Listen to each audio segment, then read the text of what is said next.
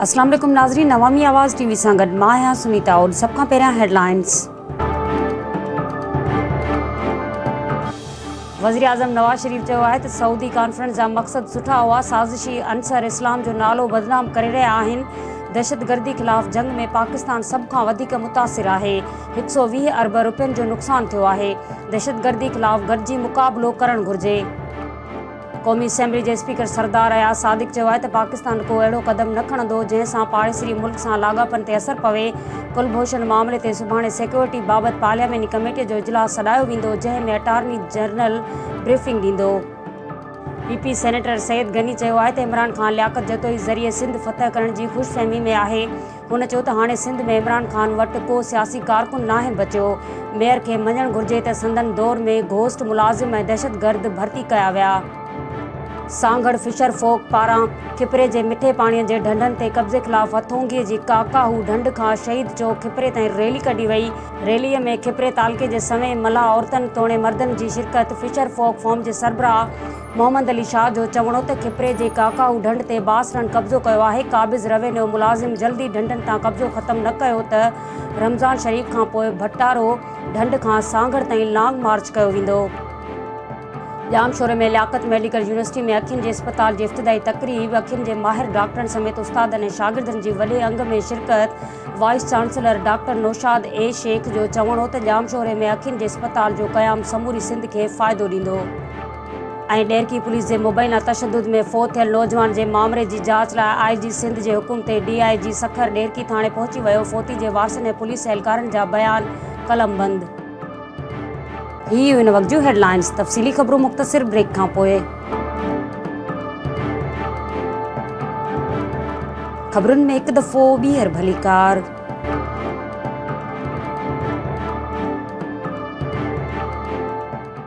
वज़ीर आज़म नवाज़ शरीफ़ चयो आहे त सऊदी कॉन्फ्रेंस जा मक़सद सुठा हुआ, साज़िशी अंसर इस्लाम जो नालो बदनाम करे रहिया आहिनि।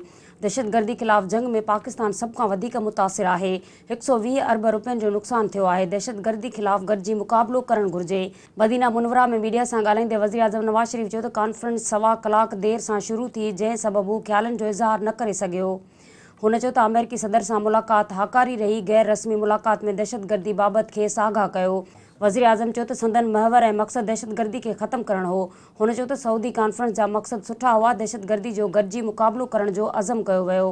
वज़ीर आज़म नवाज़ शरीफ़ चयो त दहशतगर्दी ख़िलाफ़ पाकिस्तान सभ खां वधीक मुतासिर आहे, जंहिंजो वॾो नुक़सानु बर्दाश्त कयो वियो आहे। संदसि चवणो त दहशतगर्दी ख़िलाफ़ जंग में पाकिस्तान खे 120 अरब रुपयनि जो नुक़सानु थियो आहे। नवाज़ शरीफ़ चयो त दहशतगर्द हिकु मुल्क खां ॿिए मुल्क ठिकाणा बदिले कंदा आहिनि। संदन सभिनी खे गॾु मुक़ाबिलो करणो पवंदो। हुन चयो त दहशतगर्द इस्लाम जो नालो बदनाम करे रहिया आहिनि। वज़ीर आज़म नवाज़ शरीफ़ चयो त इस्लामी मुल्कनि जो दहशतगर्दी ख़िलाफ़ हिकु थियणु ज़रूरी आहे। क़ौमी असेंबली स्पीकर सरदार अयाज़ सादिक चयो आहे त पाकिस्तान को अहिड़ो क़दम न खणंदो जंहिंसां पाड़ेसरी मुल्क सां लाॻापन ते असरु पवे। कुलभूषण मामले ते सुभाणे सिक्योरिटी बाबति पार्लियामेंटी कमेटीअ जो इजलास सॾायल इजलास में अटॉर्नी जनरल ब्रीफिंग ॾींदो।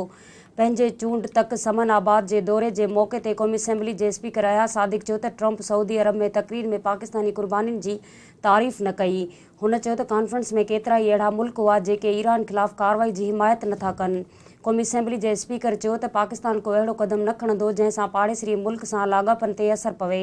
हुन चयो त क़ौमी असेंबली में बहस कयो वियो हो त पाकिस्तान कंहिं ॿिए जी जंग न विढ़ंदो। अयाज़ सादिक चयो त कुलभूषण मसइले ते सुभाणे क़ौमी असेंबली जे सिक्योरिटी बाबति पार्लियामेंटी कमेटीअ जो इजलास घुरायो वियो आहे। क़ौमी असेंबली जे स्पीकर अयाज़ सादिक चयो त अटॉर्नी जनरल कुलभूषण मामले ते कमेटीअ खे ब्रीफिंग ॾींदो। पीपी सेनेटर सैयद गनी चयो आहे त इमरान ख़ान लियाक़त जतोई ज़रिए सिंध फतह करण जी ख़ुशफ़हमी में आहे। हुन चयो त हाणे सिंध में इमरान ख़ान वटि को सियासी कारकुन नाहे बचियो। मेयर खे मञणु घुरिजे त संदन दौर में घोसलू मुलाज़िम ऐं दहशतगर्द भर्ती कया विया। कराची में प्रेस कॉन्फ्रेंस कंदे सेनेटर सैयद गनी चयो त हिकु सियासी कारकुन हबीब हसन खे खंभियो वियो आहे। हुन चयो त इमरान ख़ान लियाक़त जतोई ज़रिए सिंध फतह करण जी ख़ुशफ़हमी में आहे। सैयद गनी चयो त हाणे सिंध में इमरान ख़ान वटि को सियासी कारकुन नाहे बचियो। तहरीक इंसाफ़ नून लीग जा सूबाई सदर पार्टी छॾे चुका आहिनि। संदसि चवणो त मुस्तफ़ा कमाल कराची बंदि कराइण खां पहिरीं संदसि इलाइक़ो बंदि कराए ॾेखारे। पीपी सेनेटर चयो त वॾे वज़ीर कंहिं दॿाउ ते संदसि इख़्तियार मेयर खे नथो ॾेई सघे। हुन चयो त मेयर खे मञणु घुरिजे त उन्हनि घोस्ट मुलाज़िम दहशतगर्द भर्ती कया। हर यूनिट ऐं सेक्टर इंचार्ज जे इस्तेमालु हेठि गाॾियुनि तोड़े फ्यूल जो बेहिसाब ॾे। पीपल्स पार्टी अॻवान सैद गनी चयो त सूबाई बजट में कराची जी तरक़ियाती फंड्स में इज़ाफ़ो कयो पियो वञे।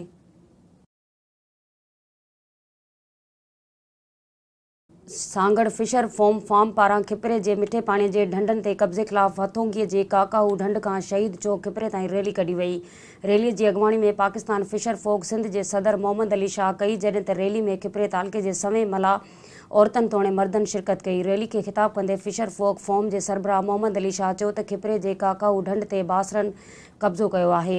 संदसि चवणो हो त क़ाबिज़ रेवेन्यू मुलाज़िम जल्दी ढंढनि तां कब्ज़ो ख़त्म न कयो त रमज़ान शरीफ़ खां पोइ भटारो ढंढ खां सांगड़ ताईं लॉन्ग मार्च कयो वेंदो।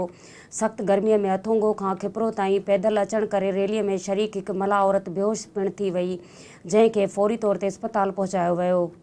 जामशोरे में लियाकत मेडिकल यूनिवर्सिटी में अखियुनि जे अस्पताल जी इफ़्तिताही तक़रीब थी गुज़री, जंहिं में लियाकत यूनिवर्सिटी जे vice chancellor professor doctor Naushad Shaikh पारां अखियुनि जे अस्पताल जो इफ़्तिताह कयो वियो। तक़रीब में अखियुनि जे माहिर डॉक्टरनि समेत उस्तादनि ऐं शागिर्दनि पिणु वॾे अंग में शिरकत कई। उन मौक़े ते तक़रीब खे ख़िताब कंदे vice chancellor doctor Naushad Shaikh चयो त जामशोरे में अखियुनि जे अस्पताल जो क़याम समूरी सिंध खे फ़ाइदो ॾींदो। हुन चयो त हिन अस्पताल में जदीद सर्जरी निज़ाम समेत मुकमिल मिशनरी 24 कलाक जी सर्विस जी बुनियाद ते हाज़िर हूंदी, जंहिं मां बिना कंहिं फीस जे मरीज़ फ़ाइदो वठी इलाज कराए सघनि था। डेरकी पुलिस जे मुबैना तशद्दुद में फ़ौत थियल अब्दुल रज़ाक लाड़क जे मामले जी जांच लाइ IG सिंध एडी ख्वाजा जे हुकुम ते DIG सखर फ़िरोज़ शाह डेरकी थाणे पहुची वियो, जिते हुन फ़ौती जे वारसनि ऐं पुलिस एहलकारनि जा बयान कलम बंद कया। उन मौक़े ते DIG सखर फ़िरोज़ शाह मीडिया सां ॻाल्हाईंदे चयो त शुरूआती जांच में मालूम थियो आहे त अब्दुल रज़ाक लाड़क जो हितां जे बासर हाजी अफ़ज़ल महर ऐं कुझु हिंदू वापारियुनि सां ॾेती लेती जो मामिलो हो। हुन ॿुधायो त हिन ख़िलाफ़ हिंदू वापारी कमलेश कुमार जी फ़रियाद ते FIR दाख़िल हुई, जंहिं FIR तहत डेरकी पुलिस हुन खे गिरफ़्तार करे आई हुई। बाद में हू पुलिस तशद्दुद में फ़ौत थियो आहे ऐं उन मामले जी हू जांच करे रहिया आहिनि। संदसि चवणो हो त इन मामले में जेके बि पुलिस एहलकार मुलविस हूंदा उन्हनि ख़िलाफ़ FIR दाख़िल कई वेंदी।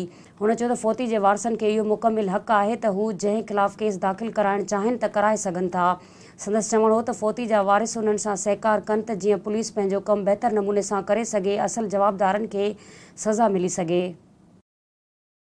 बुलेटिन पंहिंजी पुॼाणी ते पहुतो। वधीक अपडेट लाइ विज़िट कंदा असांजी वेबसाइट awamiawaaz.com।